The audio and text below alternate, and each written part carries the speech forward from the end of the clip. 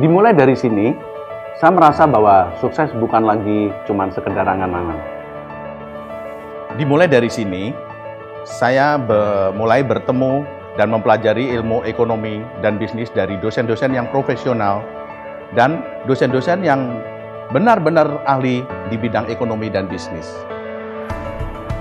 Dimulai dari sini, saya diajarkan bagaimana menjadi seorang pebisnis yang handal dan terampil. Dimulai dari sini, saya mulai mengerti bagaimana merencanakan sebuah plan agar dapat direalisasikan dengan baik. Selain itu, dimulai dari sini, saya mulai mengerti bagaimana kesulitannya untuk menjadi seorang owner perusahaan yang harus mempertahankan, mengembangkan daripada usaha ini. Apalagi di tengah-tengah persaingan yang berat, dan lagi saya juga merintis karir sebagai karyawan Bank Jateng. Jadi dalam situasi ini saya harus berusaha dua-duanya, karir yang sukses dan usaha yang sukses pula. Sukses bagi saya sih adalah apa yang kita inginkan, apa yang kita cita-citakan bisa tercapai. Tidak mudah sih memang kalau mengingat banyak hal yang telah saya lalui baik suka maupun duka. Kadang teringat sih masa-masa kuliah saat bagaimana saya berjuang hingga menjadi seperti sekarang ini. Peningkatan skill dan kompetensi diasah melalui pelatihan-pelatihan dan praktikum-praktikum di kampus yang sangat berguna sekali untuk perkembangan karier saya saat ini. Itu menjadi bekal yang sangat berharga untuk saya bisa menjadi sukses. Kegiatan kemahasiswaan memupuk percaya diri saya sehingga menjadi bekal saya dalam berkarya di dunia kerja. Pendidikan di sini sangat berkualitas, mulai dari dosen, fasilitas pembelajaran, tidak heran akreditasinya bagus. Sukses kami dimulai dari sini. Sukses kami dimulai dari sini. Sukses kami dimulai dari sini.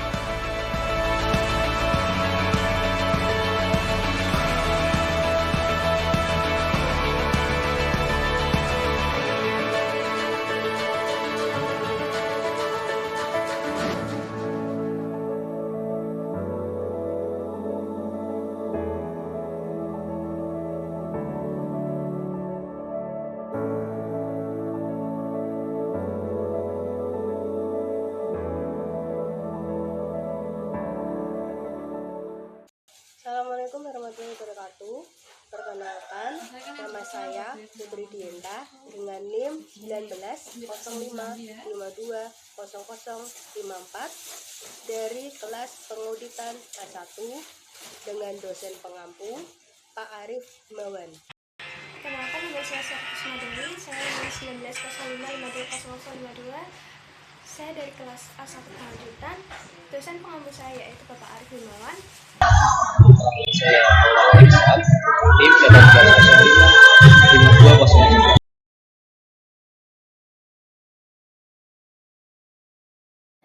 Assalamualaikum warahmatullahi wabarakatuh. Kami akan mempresentasikan konfirmasi eksternal yang disusun oleh Maulana Irsyad dengan NIM 1805520008. Sherly Kusuma Dewi dengan NIM 1905520054 dan Putri Dienta dengan NIM 1905520054.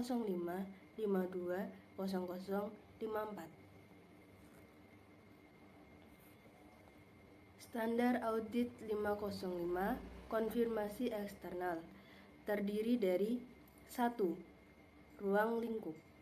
2. Prosedur konfirmasi eksternal untuk memperoleh bukti audit. 3. Tanggal efektif. 4. Tujuan. 5. Definisi. 6. Prosedur konfirmasi eksternal. 7. Penolakan manajemen untuk mengizinkan auditor mengirimkan permintaan konfirmasi. 8. Pengevaluasian atas bukti yang diperoleh. 9. Materi penerapan dan penjelasan lain prosedur konfirmasi eksternal. 10. Penolakan manajemen untuk mengizinkan auditor dalam mengirimkan permintaan konfirmasi. 11. Hasil prosedur konfirmasi eksternal. 12. Konfirmasi negatif. Ruang lingkup. Standar audit berhubungan dengan penggunaan prosedur konfirmasi eksternal untuk memperoleh bukti audit. Hal ini tidak ditunjukkan untuk meminta keterangan tentang litigasi dan klaim. Prosedur konfirmasi eksternal untuk memperoleh bukti audit. Prosedur konfirmasi eksternal untuk memperoleh bukti audit 500 mengidentifikasikan bahwa keandalan bukti audit dipengaruhi oleh sumber dan sifatnya, dan ini tergantung pada kondisi individual yang dari situ bukti audit tersebut diperoleh. Juga mencakup generalisasi berikut yang relevan terhadap bukti audit. Yang pertama, bukti audit lebih handal ketika diperoleh oleh sumber independen di luar entitas. Yang kedua, bukti audit yang diperoleh secara langsung oleh auditor lebih andal daripada bukti audit yang diperoleh secara tidak langsung atau melalui penarikan kesimpulan. Dan yang ketiga, bukti audit lebih andal dalam bentuk format dokumen, baik dalam bentuk kertas elektronik atau media lainnya. SA lainnya, pentingnya konfirmasi eksternal sebagai bukti audit.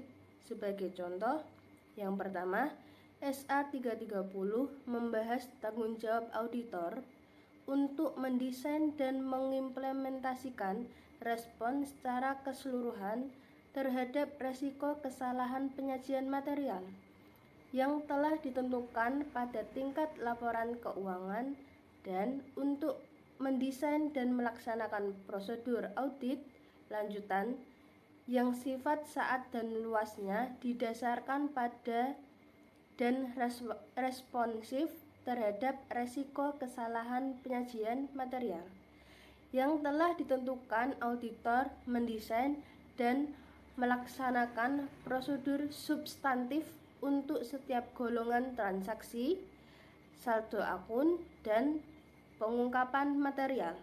Yang kedua, ada SA 330 mencatatkan auditor untuk memperoleh bukti audit yang telah meyakinkan. Dengan semakin tingginya tingkat risiko yang ditentukan oleh auditor untuk melakukan ini, auditor dapat meningkatkan kuantitas bukti atau memperoleh bukti audit yang lebih relevan atau andal atau keduanya. Sebagai contoh, audit dapat lebih menekankan untuk memperoleh bukti secara langsung dari pihak ketiga atau memperoleh bukti pendukung dari beberapa sumber independen. Yang ketiga, SA 240 mengindikasikan bahwa auditor dapat mendesain permintaan konfirmasi untuk memperoleh tambahan informasi pendukung sebagai respon atau resiko kesalahan penyajian material yang telah ditentukan disebabkan oleh kecurangan pada tingkat asersi. Dan yang keempat, ada SA 500 mengindikasikan bahwa informasi pendukung yang diperoleh dari suatu sumber independen seperti konfirmasi eksternal dapat menambah tingkat keyakinan auditor dibandingkan bukti yang ada dalam catatan akuntansi atau dari representasi manajemen. Selanjutnya, tanggal efektif.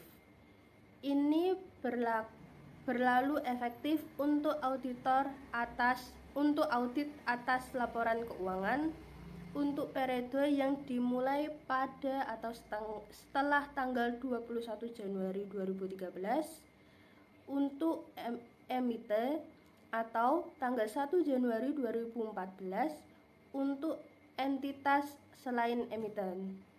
Penerapan ini dianjurkan untuk entitas selain emiten. Selanjutnya, ada tujuan. Tujuan auditor ketika menggunakan prosedur konfirmasi eksternal adalah untuk mendesain dan melaksanakan prosedur tersebut untuk memperoleh bukti audit relevan dan andal. Ada definisi. Untuk tujuan ini, istilah berikut memiliki makna seperti di bawah ini. Ada konfirmasi eksternal, yaitu bukti audit yang diperoleh sebagai suatu respon tertulis langsung kepada aktor dari pihak ketiga atau pihak yang dikonfirmasi, baik dalam bentuk kertas atau secara elektronik dan media lainnya.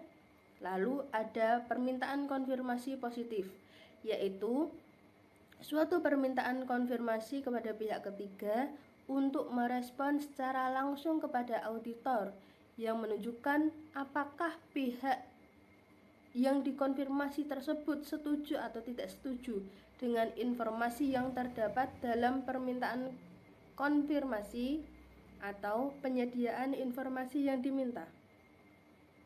Selanjutnya, ada permintaan konfirmasi negatif, yaitu suatu permintaan konfirmasi kepada pihak ketiga untuk merespon secara langsung kepada auditor hanya jika pihak yang dikonfirmasi tidak setuju dengan informasi yang terdapat dalam permintaan konfirmasi. Selanjutnya, ada tanpa respon suatu kegagalan dari pihak yang dikonfirmasi untuk merespon sebagian atau secara penuh terhadap permintaan konfirmasi positif atau sebagai permintaan konfirmasi yang kembali karena tidak sampai ke tangan pihak yang dikonfirmasi. Lalu ada penyimpangan, yaitu suatu respon yang menunjukkan perbedaan antara informasi yang diminta untuk dikonfirmasi atau informasi yang terdapat dalam catatan entitas dengan informasi yang disediakan oleh pihak yang dikonfirmasi. Selanjutnya, ketentuan prosedur konfirmasi eksternal.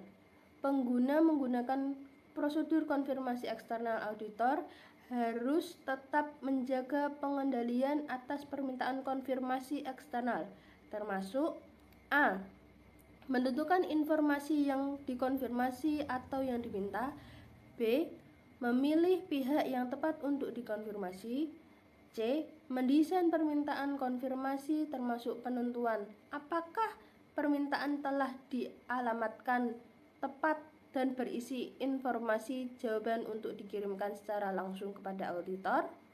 D. Mengirimkan permintaan termasuk permintaan tindak lanjut jika berlaku pada pihak yang dikonfirmasi. Lalu, penolakan manajemen untuk mengizinkan auditor mengirimkan permintaan konfirmasi. Jika manajemen menolak untuk mengizinkan auditor mengirimkan permintaan konfirmasi, auditor harus melaksanakan hal berikut. 1. Minta keterangan tentang alasan manajemen untuk menolak dan mencari bukti audit tentang validasi dan memadainya alasan tersebut. 2. Mengevaluasi implikasi penolakan manajemen atas penilaian auditor terhadap resiko kesalahan penyajian material yang relevan termasuk resiko kecurangan dan sifatnya saat dan luas prosedur audit lain lanjutan. 3.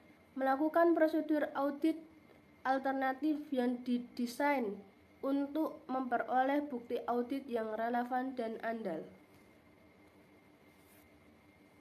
Selanjutnya akan disampaikan pada rekan saya. Saya akan membacakan tentang hasil prosedur konfirmasi eksternal. Kendala respon terhadap permintaan konfirmasi. Jika auditor mengidentifikasi faktor yang menimbulkan keraguan atas keandalan respon terhadap permintaan konfirmasi, auditor harus mendapatkan bukti audit lanjutan untuk menghilangkan keraguan itu. Jika auditor menentukan bahwa respon terhadap permintaan konfirmasi tidak dapat diandalkan, maka auditor harus mengevaluasi implikasi tersebut atas penilaian resiko kesalahan penyajian material yang relevan, termasuk risiko kecurangan, sifat, waktu, dan luas prosedur audit lainnya. Tanpa respon, dalam kasus tanpa respon, auditor harus melakukan prosedur audit alternatif untuk memperoleh bukti audit yang relevan dan handal. Kemudian, penggunaan respon terhadap konfirmasi positif diperlukan untuk memperoleh bukti audit yang cukup dan tepat. Jika auditor telah menentukan bahwa respon terhadap permintaan konfirmasi positif, diperlukan untuk memperoleh bukti audit yang cukup baik dan layak. Prosedur audit alternatif tidak akan menyediakan bukti audit yang diperlukan oleh auditor. Jika auditor tidak memperoleh informasi seperti itu, maka auditor harus menentukan implikasi tersebut atas audit dan pendapatan auditor berdasarkan standar akuntansi 705. Penyimpangan. Auditor harus melakukan investigasi penyimpangan untuk menentukan apakah hal itu merupakan indikasi adanya kesalahan penyajian. Kemudian, kita akan membahas tentang konfirmasi negatif. Konfirmasi negatif merupakan bukti audit yang kurang meyakinkan dibandingkan dengan konfirmasi positif. Oleh karena itu, auditor tidak boleh menggunakan permintaan konfirmasi negatif sebagai prosedur audit substantif tunggal untuk yang ditunjukkan dengan suatu resiko yang ditentukan kesalahan penyajian material pada tingkat asersi, kecuali jika terdapat semua hal berikut. Yang pertama, auditor telah menentukan resiko kesalahan penyajian material adalah rendah dan telah memperoleh bukti audit yang cukup dan tepat tentang efek aktivitas operasi pengendalian yang relevan dengan asersi. Yang kedua, unsur-unsur yang ditetapkan prosedur konfirmasi negatif terdiri dari sejumlah besar akun transaksi atau kondisi yang kecil dan homogen. Yang ketiga, diharapkan suatu tingkat penyimpangan sangat rendah. Yang terakhir yaitu 4, auditor tidak menyadari keadaan atau kondisi yang akan menyebabkan penerima permintaan konfirmasi negatif mengabaikan permintaan konfirmasi. Lalu ada pengevaluasian atas bukti yang diperoleh. Jadi, auditor harus mengevaluasi apakah hasil prosedur konfirmasi eksternal itu merupakan bukti audit yang relevan dan handal. Atau sebaliknya, apakah bukti audit lebih lanjut diperlukan? Kemudian ada materi penerapan dan penjelasan lain prosedur konfirmasi eksternal, yaitu ada 2.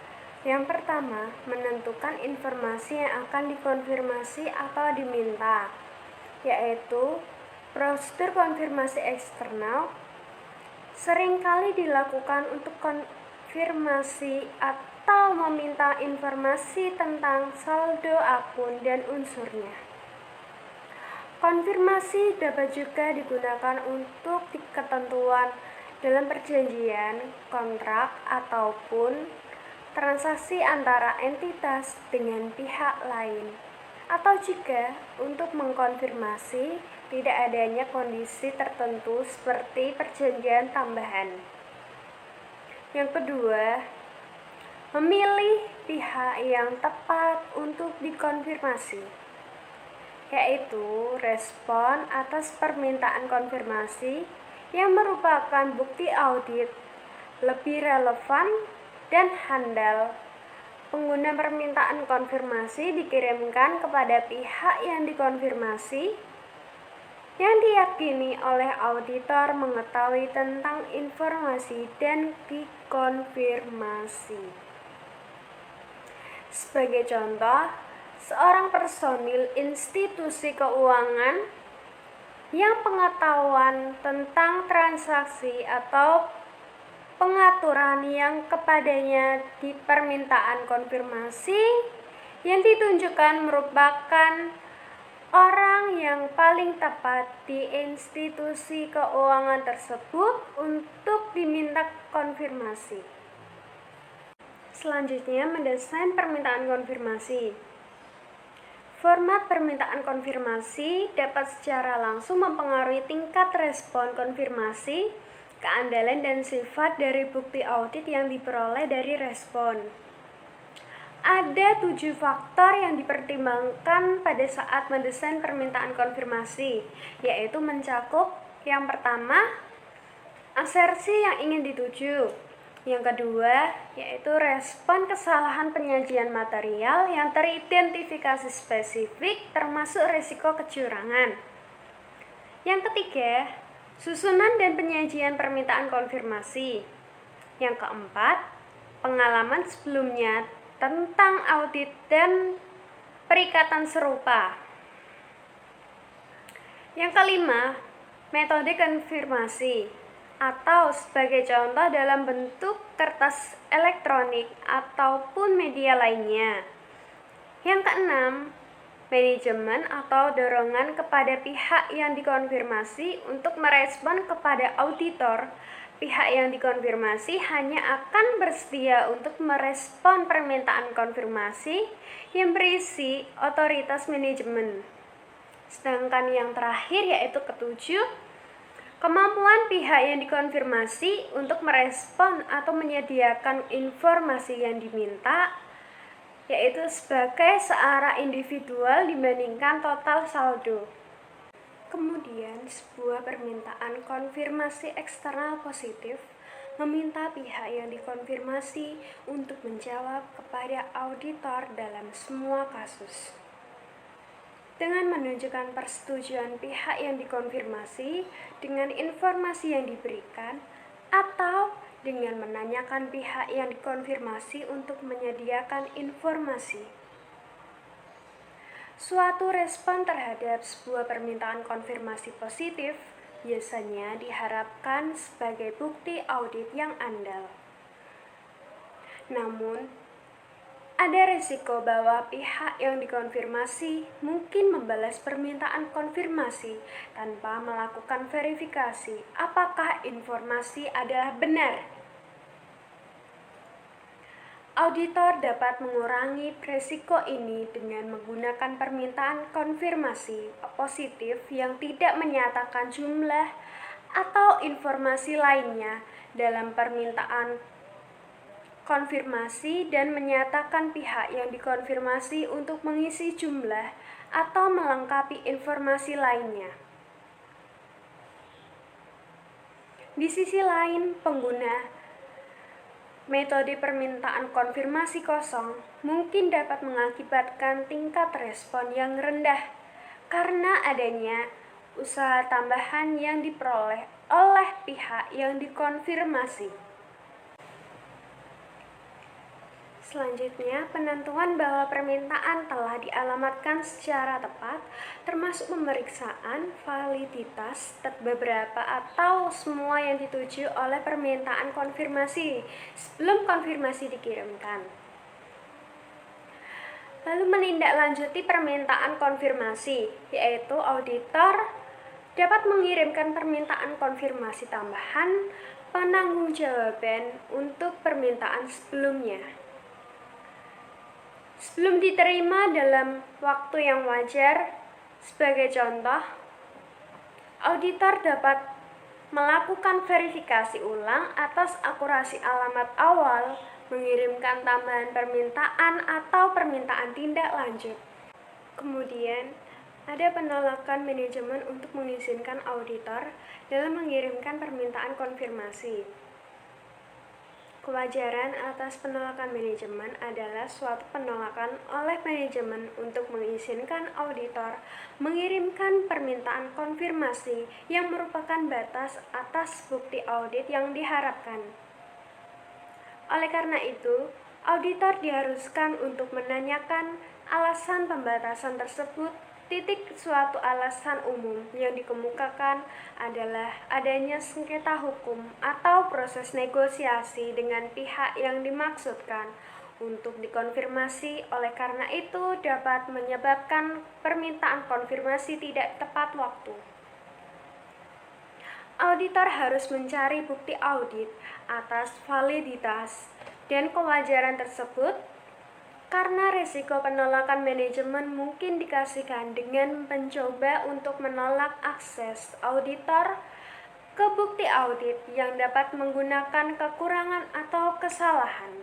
Implikasi untuk penilaian risiko kesalahan penyajian material. Hal itu akan tepat untuk merevisi penilaian risiko kesalahan penyajian material pada tingkat asersi dan modifikasi.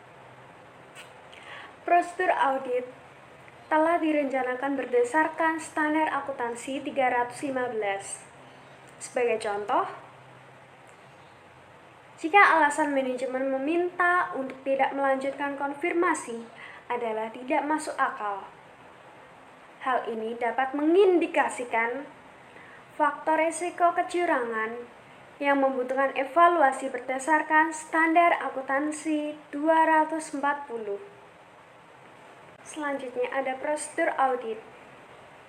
Prosedur audit alternatif yang dilakukan dapat saja serupa dengan prosedur untuk konfirmasi yang tidak dibalas yang ada dalam paragraf A16 sampai A19 pada standar akuntansi ini.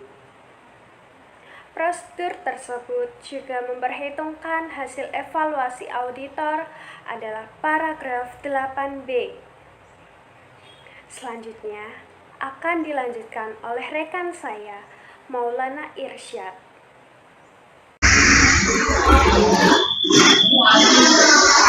Hasil prosedur konfirmasi eksternal dan prosedur konfirmasi eksternal pada respon terhadap permintaan konfirmasi. A11500 menunjukkan bahwa meskipun pengguna bukti audit diperoleh dari berbagai sumber eksternalitas, keadaan mungkin ada yang berdampak pada keandalannya. Semua respon konfirmasi membawa beberapa risiko dari persepsi perubahan atau kecurangan. Risiko tersebut ada terlepas apakah balasan dibuat dalam bentuk jelas, elektronik, atau media lainnya. Faktor yang mungkin menunjukkan keraguan atas keandalan respon meliputi yang pertama, diterima oleh auditor secara langsung, yang kedua berasal dari pihak yang asli yang dimaksud untuk konfirmasi. Respon yang diterima secara elektronik sebagai contoh dengan vaksinasi atau dengan mengandung resiko adalah karena dengan asal dan menggunakan responden mungkin sulit untuk dilakukan secara pribadi yang mungkin sulit untuk dideteksi dari suatu proses yang digunakan oleh auditor dan responden dalam membuat suatu lingkungan yang aman untuk respon yang diterima secara elektronik dapat menunjukkan resiko ini.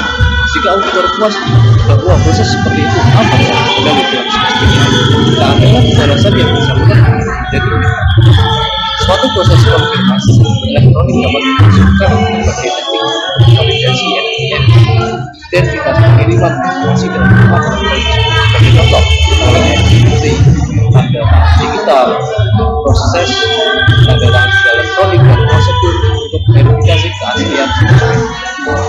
Selanjutnya jika pihak yang menggunakan pihak kedua atau memvalidasi menyediakan respon untuk permintaan konfirmasi oleh auditor dapat melaksanakan prosedur yang ditunjukkan. Yang pertama, respon mungkin bersangkutan dari sumber yang benar. Seorang responden mungkin bukan pihak yang merespon, integritas transmisi kemudian dikonfirmasikan. Auditor mengharuskan 500 untuk menentukan apakah mau modifikasi atau melakukan prosedur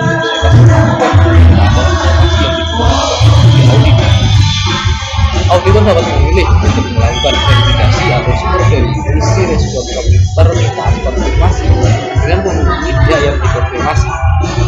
Sebagai contoh, pihak yang dikonfirmasi menulis auditor dapat menghubungi maka yang dikonfirmasi mengirimkan pada saat meeting suatu respon ke auditor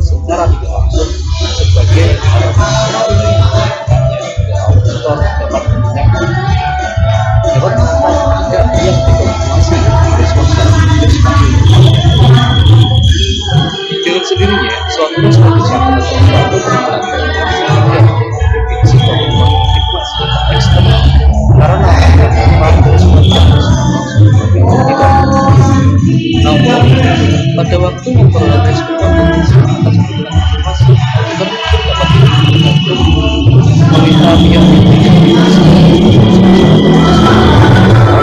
jika respon tidak masih sebagai para tugas dan kita mencari bukti audit lain yang mendukung informasi dalam respon tersebut.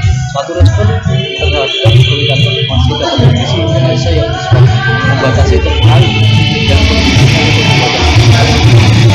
menggunakan respon yang tidak dapat dihasilkan.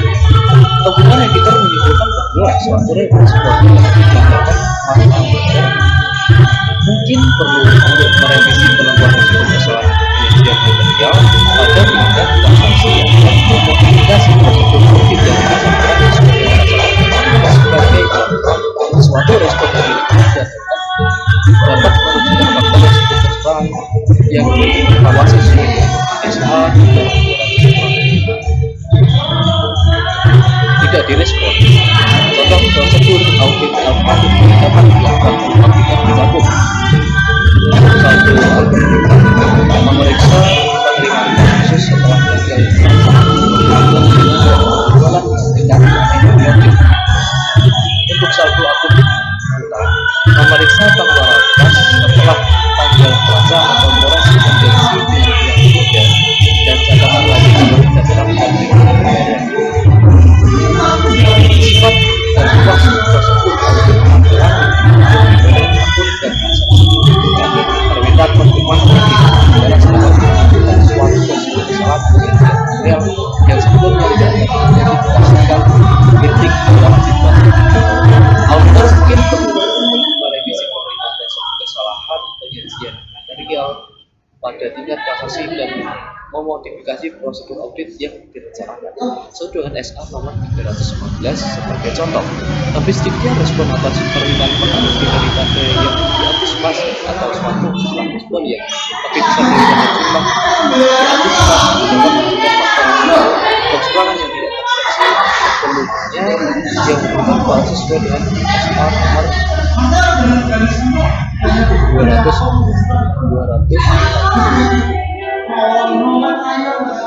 Penggunaan suatu proses atas permintaan konfirmasi gosip diperlukan oleh di audit yang berlaku. Dalam kondisi tertentu, audit dapat mengidentifikasi suatu resiko kesalahan penyajian material yang telah dilakukan pada tingkat transaksi. Yang untuk itu respon terhadap permintaan konfirmasi gosip diperlukan untuk memperoleh bukti audit yang cukup tepat dan tepat.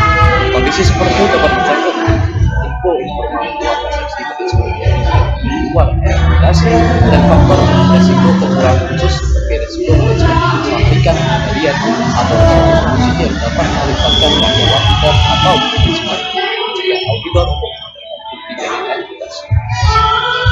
Penyimpangan yang tercatat dalam respon dapat perkiraan informasi menunjukkan kesalahan penyajian atau potensi kesalahan penyajian dalam laporan keuangan. Ketika suatu kesalahan penyajian diidentifikasi, auditor diharuskan oleh SA nomor 200 evaluasi apakah kesalahan penyajian diidentifikasikan adanya penyimpangan. Penyimpangan mungkin menyediakan suatu bahan dari pihak yang konfirmasi atau mendukung akun yang wajib penyimpangan mungkin juga dapat memberikan suatu penyimpangan atau kekurangan dalam tindakan atas peraturan keuangan. Beberapa penyimpangan tidak memungkinkan kesalahan penyajian titik sebagai contoh menunjukkan bahwa penelitian dalam respon dapat menggunakan definisi aturan sesuai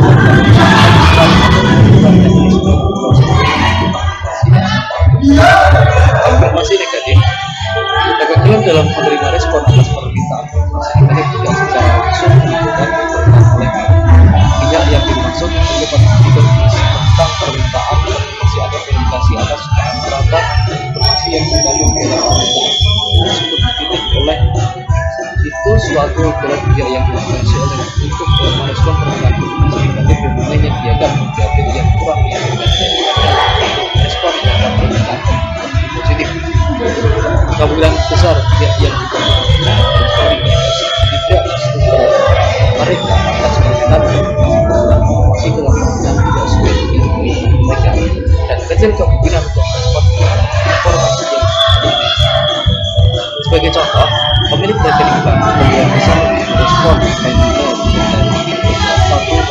email dari suatu dari yang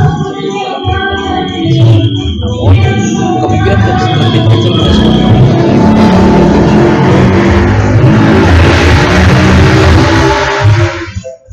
ya karena itu mengirim permintaan konfirmasi negatif kepada pemilik rekening bank luar dan mungkin merupakan prosedur yang terdapat dalam penyelenggaraan antara satu tersebut namun mereka penting jika auditor mengevaluasi atas bukti yang diperoleh pada waktu mengevaluasi hasil permintaan konfirmasi secara benar auditor dapat mengumpulkan hasil konfirmasi sebagai berikut: suatu respon dari pihak keempat yang hasil foto dapat dibuat dengan informasi yang disediakan dalam permintaan konfirmasi atau menunjukkan informasi yang didapat ini suatu respon yang tidak digagalkan, suatu permintaan konfirmasi yang tidak direspon, suatu respon yang dan suatu pengevaluasi yang dilakukan dalam kemudian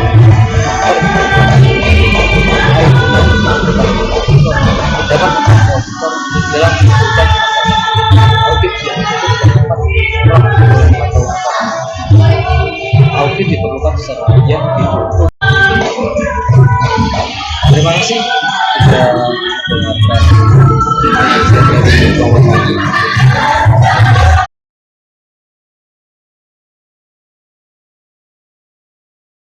Saya akan memberikan motivasi, yaitu gagal itu urusan nanti. Yang terpenting kita berani untuk mencoba dan mencoba. Jadi untuk mahasiswa-mahasiswa jangan berhenti untuk mencoba walaupun itu gagal. Jika kita gagal, kita jangan cepat putus asa, maka kita harus mencoba dan mencoba untuk meraih kesuksesan. Motivasi saya yaitu hidup itu seperti bersepeda. Kalau kamu ingin menjaga keseimbangan, maka kamu harus terus bergerak maju. Untuk menutup cita-cita kami, terima kasih sekian, terima kasih. Hidup berawal dari mimpi.